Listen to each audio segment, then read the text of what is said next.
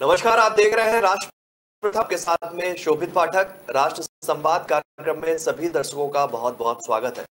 आज हम बात करेंगे भारतीय जनता पार्टी के जो मिशन है 2024 लोकसभा चुनाव के बारे में, कि जिस तरीके से भारतीय जनता पार्टी जो है 2024 के चुनाव को लेकर अपनी तैयारियों को मजबूत करती हुई दिख रही है। लेकिन विपक्षी दल की भी बात करेंगे कि जिस तरीके से कांग्रेस का भारत जोड़ो अभियान चल रहा है, यात्रा चल रही है, और आम आदमी पार्टी जो है वो लगातार अपने आप को मजबूत करती हुई भी दिख रही है। तो ये भी चुनौती भारतीय जनता पार्टी के लिए हो सकती है। लेकिन क्या कुछ चीजों पर, मतलब क्या कुछ मुद्दों पर भारतीय जनता पार्टी का फोकस होता हुआ दिख रहा है जमीनी हकीकत पर? इसी मुद्दे पर हम सीधे चलते हैं हमारे नेशनल एडिटर मयूर जानी जी के पास। सर, जिस तरीके से भारतीय जनता पार्टी 2024 को लेकर अब अपने आप की तैयारी जो है उनकी मजबूत करती हुई दिख रही है, और उनका 1,350 सीटें जो है भारतीय जनता पार्टी वो पाएगी, आपको क्या लगता है? अब जो सूचना, जो खबर मिल रही हमको वो ये है शोभित भाई कि इन लोगों ने, भारतीय जनता पार्टी ने 2024 की लोकसभा में 350 प्लस का मिशन रखा हुआ है। कुछ केंद्रीय मंत्री भी ये कह रहे हैं, दावा हो रहा है उनका। पार्टी की जो अंदरूनी जानकारी रखते हैं, जो सूत्र हैं, वो भी कि 350 सीटें कैसे भी करके जीती जाए इस आने वाले 2024 के लोकसभा चुनाव में, इसकी तैयारियां हो रही है। अब कुछ बिंदु हमको पता चले उस पर ये काम लोग, पर इससे पहले जो करना चाहिए वो भी उन्होंने शुरू कर दिया है। इन्होंने जो है ज्यादातर राज्यों में प्रभारियों की नियुक्ति कर दी है, साथ सह प्रभारी जो है वो भी ज्यादातर राज्यों में नियुक्त कर दिए गए हैं।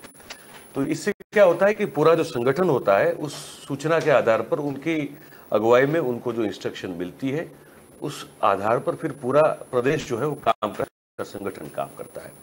तो ज्यादातर तो ये नियुक्तियां हो चुकी है। अब पहला जो इनका है सब फोकस वो ये है कि 2019 में, 14 और 19 दोनों में जिन सीटों पर जीते थे वहां, अच्छा, इन लोगों ने सर्वे शुरू कर दिया है। ये बता दूं मैं आपको, एक सर्वेक्षण शुरू कर दिया गया है, और सर्वेक्षण में सबसे पहले उन सीटों का सर्वेक्षण हो रहा है जहां पे वो 2014 में भी जीते थे और 2000 में भी जीते थे। तो जहां जीत की कंसिस्टेंसी जो है वो कंटिन्यू रही, तो वो एक सर्वेक्षण हो रहा है कि भाई कौन से मुद्दे रहे, किन चीजों का आधार रहा जिसको लेकर सीट 2014 में जीते और 2019 में भी वो सीट जीत पाए थे, कि उस चीज को फिर से, मतलब उसी मुद्दों को या उसी उन बातों को कंटिन्यू करके वहां पे वोट जो है वो फिर से जनता से मांगा जाए।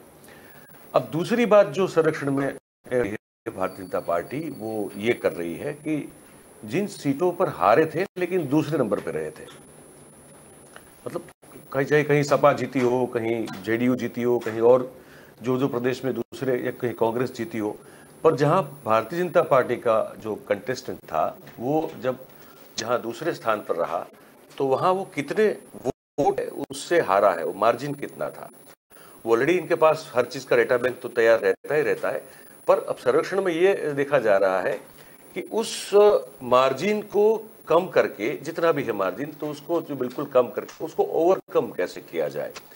तो ऐसी जो है 2019 की अगर बात करें तो इन लोगों के पास कुछ ऐसी 100 सीट जो है उन्होंने टारगेट की है जहां पे वो हारे थे, और वहां जो जीत हार का मार्जिन है, जितने वोटों से हारे थे, उस पर काम वो लोगों ने जो है वो शुरू करे। इससे पहले सर्वेक्षण अभी चल रहा है। अब क्या करेंगे ये लोग, ये जो है सबसे, जिसमें का हारी हुई सीट पर फोकस है। पर क्यों, किस फैक्टर से हारे? आप जब हारते हैं तो हारने के कई कारण होते हैं। क्या वहां जाति का समीकरण प्रभावी रहा, या जो है धर्म आधारित कोई ऐसा इक्वेशन था जो भारतीय जनता पार्टी इसको टैकल नहीं कर पाई, या कई जगह ऐसा होता है कि आपका जो उम्मीदवार होता है, जो एक चेहरा होता है आपका वहां पे, तो वो चेहरा जो है वो बड़ा प्रभावी हो जाता है। वो कई बार ऐसे ऐसे चेहरे जो हैं या ऐसे उम्मीदवार होते हैं जो जाति या धर्म के इक्वेशन को कर जाते हैं। तो ऐसे भी क्या कोई चेहरे थे? तो ये 3 बड़े समीकरण होते। फिर उसके बाद होता है क्योंकि सभा का चुनाव जो है शोभित जी, वो आमतौर पर राष्ट्रीय मुद्दों पर लगा रहता है। आप तो फिर चाहे बिहार से भी कोई लड़ता है, गुजरात से लड़ता हो, केरल से लड़ता हो, या पंजाब हरियाणा या कश्मीर से लड़ता हो, लेकिन वहाँ जो है वो प्रादेशिक मुद्दों पर ज़्यादा बात कोई ना फोकस होता है, ना उस पर वो आधारित होता है। तो राष्ट्रीय मुद्दे जो है उस पर ज़्यादातर फोकस होता है। तो ये भी दिख रहा है कि जिन जिन सीटों पर, जो मैंने कहा 100 सीटें हैं, तो 100 सीट में ये 3 फैक्टर और उसके अलावा कोई ऐसा फैक्टर भी है क्या जिसको एक्स फैक्टर कहते हैं, जिसको आप उस समय समझ ही नहीं पाए थे, और उसके बाद भी शायद कई बार ऐसा होता है कि कभी समझ नहीं पाते हैं कि यार यहाँ हार क्यों गए। हालांकि हर चीज़ उनको लगता है कि हमारे फेवर में है, लेकिन फिर भी जब कहीं हार मिलती है तब ये एक आश्चर्य आघात के साथ लगता है आपको कि ये कैसे हार गए। एक्स फैक्टर है, उसकी भी एक समीक्षा भारतीय जनता पार्टी ने करना शुरू कर दिया है। अब दूसरा ये बताऊं मैं आपको कि इससे साथ साथ क्या हो रहा है आगे, कि ये लोग जो भी कर रहे हैं उसमें, कि अगर कोई ऐसी चीज उस प्रदेश को लेकर जुड़ी हुई हो पर इसका महत्व समझाना हो पार्टी ने, या राजनीति में उसका कहीं जिक्र न किया हो, तो क्या ऐसा कुछ नहीं, उसको भी देखा जा रहा है। अब उसके साथ साथ जो भारतीय का एक सबसे मजबूत है अपने आप में, वो ये है कि उनका बूथ का जो मैनेजमेंट है, वो बूथ लेवल का मैनेजमेंट बाकी अन्य पार्टियों से बहुत ही ज्यादा ही मजबूत है। वो आप जानते हैं कि वो पेज प्रमुख बनाते हैं और हर पेज प्रमुख की जिम्मेदारी होती है कि इतने वो आपको जो है हमेशा संपर्क में, और जब चुनाव हो तो चुनाव ना हो तब भी उनके संपर्क में रहना है, और जब चुनाव हो, चाहे वो फिर स्थानीय इकाई के चुनाव क्यों ना हो, चाहे वो असेंबली चुनाव क्यों ना हो, या लोकसभा के चुनाव, लेकिन हर चुनाव में तो जिम्मेदारियां दी जाती है कि आपको इतने लोगों को वोट डलवाना है, आपको उनको बूथ तक लेके जाना है और उनको वोट डलवाना है।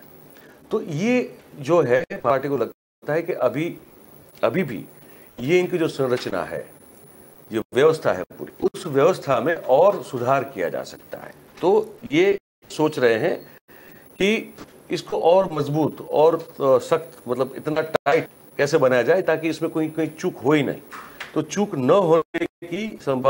होने की संभावना को बिल्कुल नाबूद और खत्म करने की कोशिश जो है, ये भी अभी इनकी जो रणनीति में वो कर रहे हैं। और उसमें क्या देखा जा रहा है कि अभी पिछले लोकसभा चुनाव में वो देश के कौन सी सीटें थी और वहां ऐसे कौन से बूथ थे जहां पे उनको वोट नहीं मिला या कम मिला, और शायद हार की वजह उनकी वो हुई हो कि कुछ ऐसे बूथ रहे होंगे, कुछ ऐसे वोटिंग सेंटर रहे होंगे जहां पे उनको वोट कम मिला।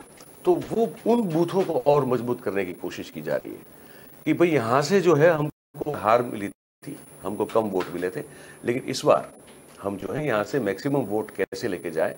तो ये भी इस बार इनकी जो रही उसमें ये हमको देखने को मिल रहा है।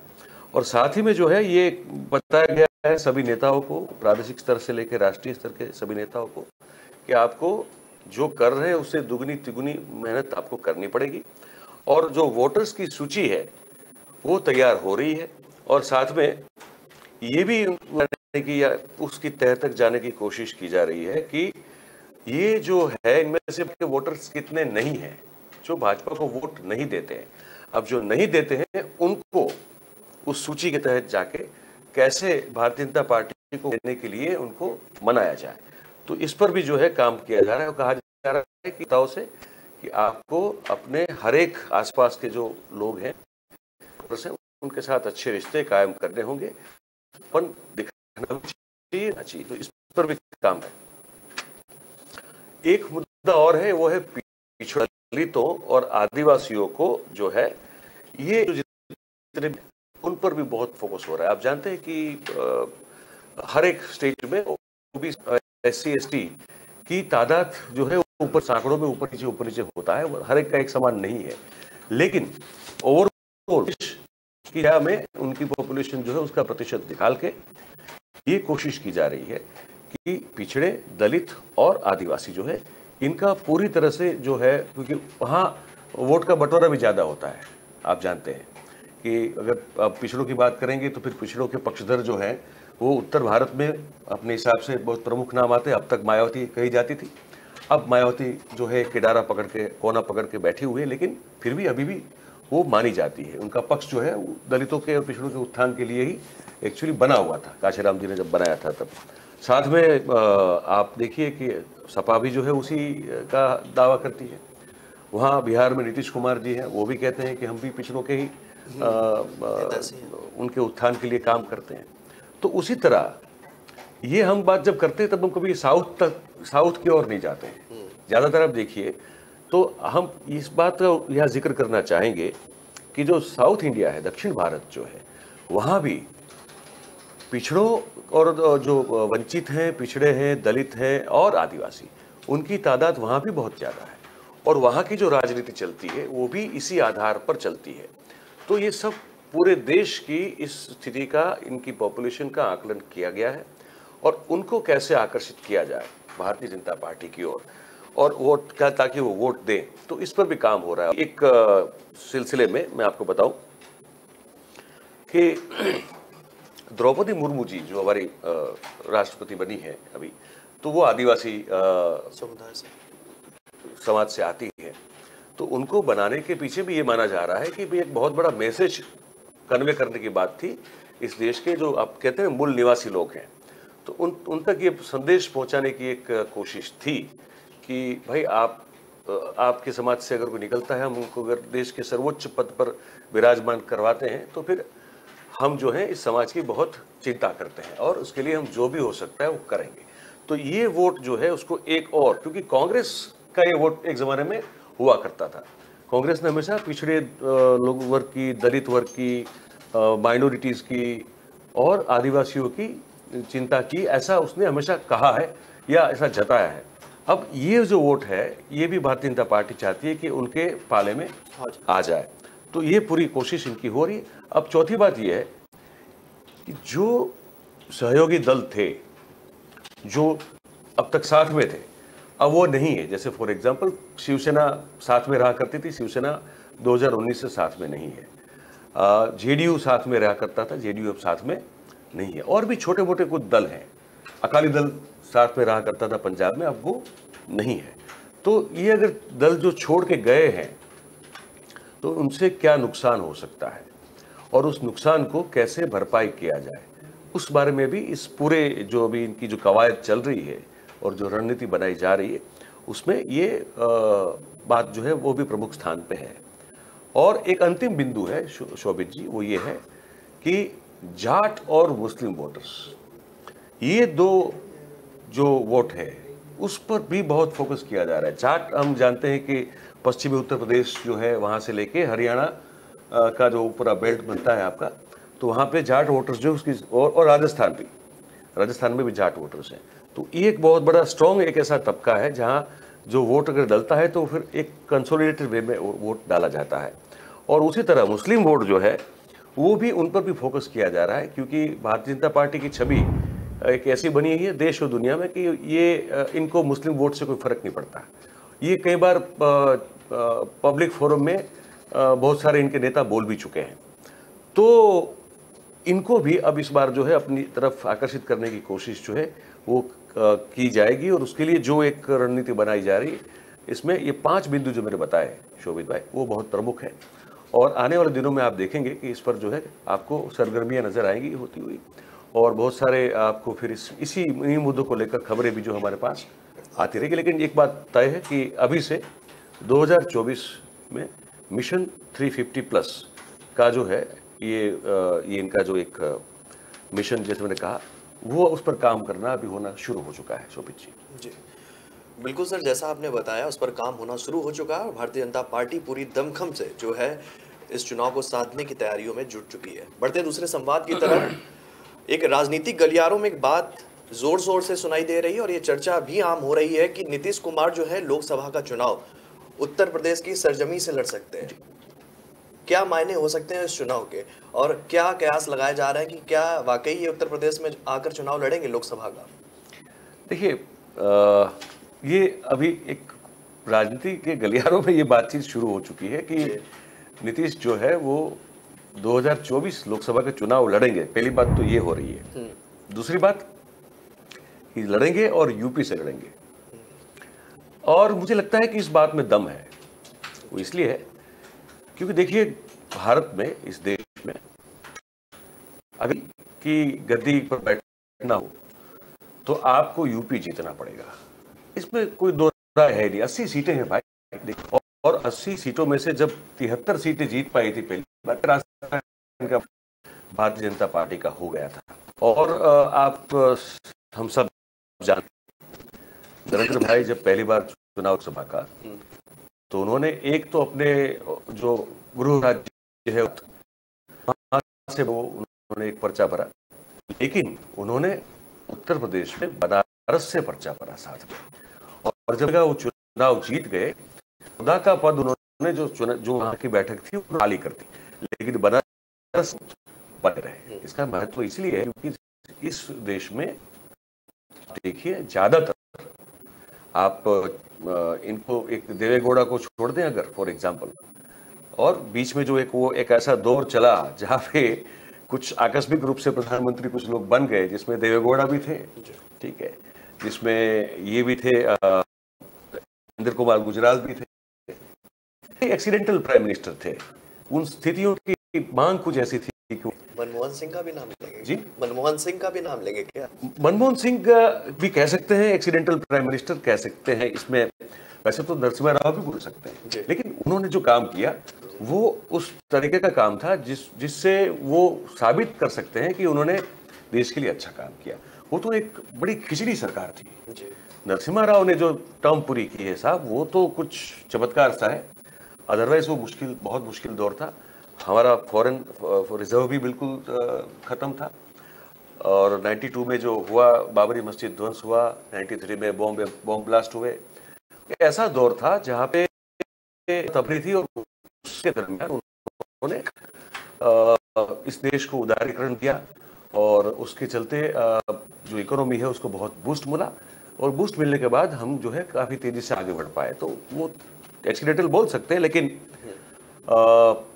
उनका कार्यकाल जो है काफी रोचक रहा, पर ये सोचते। अदरवाइज आप देखिए, जितने भी प्राइम मिनिस्टर इस देश में आए हैं वो यूपी से आए हैं। अब नरेंद्र भाई यूपी के हैं नहीं, लेकिन चुनाव लड़ा यूपी से, बनारस से लड़ा, और फिर जाके वो प्रधानमंत्री बने। तो ये एक सिरस्ता है, ये कह सकते हैं, ये एक तरह का एक प्रचलन है। अगर आपको अपने आप को बड़ा साबित करना है तो आपको यूपी जीतना पड़ेगा। तो ये एक सोच इसके पीछे बिल्कुल हो सकती है कि अगर यूपी से लड़े तभी तो देश के नेता माने जाते हैं। अपने गृह राज्य में लड़े और जीते तो ठीक है, वहां को पूरे तरह नहीं मिलता है। अगर आप यूपी से लड़ते हैं और चुनाव जीतते हैं तो ये माना जाता है कि ये देश का नेता, बड़ा नेता है ये। तो ये साबित करना भी नीतीश जरूरी है, क्योंकि हम सब जानते हैं कि पिछले दिनों से नीतीश कुमार ने भारतीय जनता पार्टी का जो विजय रथ जो चल रहा है अभी, उस रथ को कैसे रोका जाए। तो विपक्षी जो खेमा है, वो अलग अलग विपक्षी जो दल है, उनको एक साथ लाके एक मोर्चा कैसे खड़ा किया, उसी मुहिम में वो जुटे हुए हैं। अब उस मुहिम का वो उसकी अगुवाई करना चाहते हैं। तो अगुवाई अगर करनी, आपको अपने आप को बड़ा साबित करना पड़ेगा कद में, और ये भी साबित करना पड़ेगा कि सिर्फ बिहार में ही नहीं, मुझे भी स्वीकृत हूं, एक्सेप्टेंस भी है। भी हो सकता अब यूपी से चुनाव लड़े तो ये हो गई हमारी कि सुनने में आ रहा है कि वो चुनाव लड़ेगा, और दूसरा कि वो यूपी से लड़ सकते हैं। अब देखिए, कुमार जो है वो करते हैं पिछड़ों की राजनीति, ठीक है, और सभी देखना है कुर्मी जाति की, कुर्मी समाज से आते हैं, ठीक है। और उत्तर प्रदेश में हम सब जानते हैं कि कुर्मी जो है उनकी तादाद कुछ 7% के आसपास है। 22 करोड़ की आबादी होगी उत्तर प्रदेश की, 22 करोड़ के आसपास की आबादी है। उनमें से 60% जो है वो कुर्मी समाज के लोग। हम ये भी जानते हैं कि जो अपना दल है, जिनकी अनुप्रिया पटेल जो है वो उसको लीड करती हैं, और वो आज इनके साथ सहयोगी हैं, एनडीए में है, तो केंद्रीय मंत्री भी है वो अनुप्रिया पटेल। तो वो जो है उससे अखिलेश यादव की जो पार्टी है, समाजवादी पार्टी, उत्तर प्रदेश में, तो वो वोट खींच नहीं पा रहे क्योंकि उनके पास ऐसा कोई कुर्मी चेहरा नहीं है समाजवादी पार्टी के पास। लेकिन अगर ये मिल जाए समाजवादी पार्टी और जेडीयू, क्योंकि हम देख रहे हैं कि जब आए थे यहाँ पे तो उन दोनों की मुलाकात थी और बड़े अच्छी तरीके से वो लोग एक दूसरे के साथ जो है वो घुल मिल के बात कर रहे थे, तो एक साथ है वो तो समझ में आ रहा है। तो अगर नीतीश कुमार उत्तर में आते और उत्तर प्रदेश से चुनाव लड़ते हैं तो ये जो कुर्मी वोट जिस पर अनुप्रिया पटेल और अपना दल का कब्जा है वो भी जो है उसमें भी आप सेंध लगा सकते हैं। तो वो भी एक पूरी उस चीज की संभावना है। तो उस लिहाज से भी अगर नीतीश कुमार आते हैं लड़ते हैं तो उनके लिए भी ये है कि वो खुद साबित कर सकते हैं कि मैं एक बड़ा नेता हूं, मैं जीत सकता हूं यहाँ से, मैं सिर्फ बिहार में ही स्वीकृत नहीं हूं, मैं यूपी में भी उतना ही स्वीकृत हूं, और कुर्मी वोट में सेंध लगाने का काम भी हो सकता है जिससे अखिलेश यादव को भी बहुत बड़ा फायदा मिल सकता है। और कहा यह जा रहा है कि अगर लड़ेंगे तो प्रयागराज के आसपास की कुछ 2-3 सीटें हैं, कौशाम्बी है, उसमें एक प्रतापगढ़ है, एक और भी है, तो ये 3 सीटें कुछ ऐसी है जहां पे हमेशा कुर्मी जीतते आ रहे हैं और वहां से अगर लड़ जाएंगे तो क्योंकि कुर्मी मतों का वहां पे बहुत बड़ा मेजोरिटी है, वहां पे उन सीटों में से कोई एक सीट पकड़ ले अगर तो आराम से जीत भी सकते हैं। 2-3 चीजें जो साबित करना चाहिए। बिल्कुल। और जिस तरीके से कह सकते हैं कि राजनीति में नीतीश कुमार की पैठ जो है बढ़ रही है लगातार, देखें बिहार की अगर राजनीति की बात करें तो जेडी बंधन जो है आरजेडी के साथ में हुआ और तेजस्वी यादव भी है जो है वो बिहार में अपने आप को मजबूत कंटेंट के रूप में दिखाने की कोशिश कर रहा है। और ये भी कयास लगाया जा रहा है कि जब नीतीश कुमार उत्तर प्रदेश का रुख कर लेंगे तो तेजस्वी जो है वो मुख्यमंत्री पद के लिए जो आगे बढ़ते हुए दिखेंगे। आपको लगता है कि ये पूरा एक समीकरण पहले से ही सेट हो चुका है और उसके बाद स्टेप बाय स्टेप जो है वो चले जा रहा है, तेजस्वी यादव को भी इधर मौका दिया जा रहा है बिहार में? जी जी जी। देखिए अब ये है कि उनको ये लग रहा है कि अब अगर इनको रोकना है ना जी, अगर भारतीय जनता पार्टी को रोकना है तो सभी गिले शिकवे, किसी भी प्रकार की कड़वाहट, बिटरनेस, इनसिक्योरिटीज एक दूसरे के प्रति अगर है तो इसको दूर करना पड़ेगा, इसको निकाल बाहर फेंकना पड़ेगा। अगर नहीं कर पाओगे तो इस चीज का फायदा लेके जैसे अंग्रेज हमारे पर राज करते रहे वैसे भारतीय जनता पार्टी राज करती रहेगी, समझा? क्योंकि वही डिवाइड एंड रूल वाली बात है। ठीक है, अब जो ब्रिटिश करते थे अब वो भारतीय जनता पार्टी कर रही है, या तो डिवाइड कर रही है उसके बाद फिर रूल कर रही है। तो सबको अब एक दूसरे की खामियां, क्षतियां, अवगुण और जो भी चीज इरिटेट करती है उन सब चीजों को भूल जाना पड़ेगा। इसीलिए अब इस डर में नहीं रहना पड़ेगा, रहना जरूरी नहीं होगा, रादर इस डर में रहना बहुत नुकसानकारक होगा नीतीश के लिए कि ये सोचे कि बिहार में तेजस्वी बड़ा हो जाएगा या ये सोचे कि लालू जी फिर से जो है हावी हो जाएंगे। अब उस सोच से बाहर निकलना पड़ेगा। शरद पवार को ये नहीं सोचना जरूरी है कि मैं अगर थोड़ा अगर रास्ता दे दूं तो फिर शिवसेना मेरे वोट बैंक में हावी हो जाएगी या कांग्रेस बड़ी हो जाएगी। इन सबको ये सोचना मजबूरन ये सोचना पड़ रहा है कि कैसे साथ मिलके एक दूसरे के प्रति जो असुरक्षा की भावना है उसको भुला के एक होके लड़े, तभी भारतीय जनता पार्टी को रोक पाएंगे। अदरवाइज इनका इस पार्टी का रुकना असंभव सा लगता है। बिल्कुल, धन्यवाद सर आपका। तो फिलहाल दर्शकों आज के प्रोग्राम में हमारे साथ इतना ही। हम देश और दुनिया से जुड़ी हुई तमाम खबरों को भी उठाते हैं और दर्शकों को ये बताना चाहेंगे कि इन खबरों को जानने के लिए वो हमारी वेबसाइट www.kalamkartavya.com पर जाकर इन खबरों के बारे में जान सकते हैं।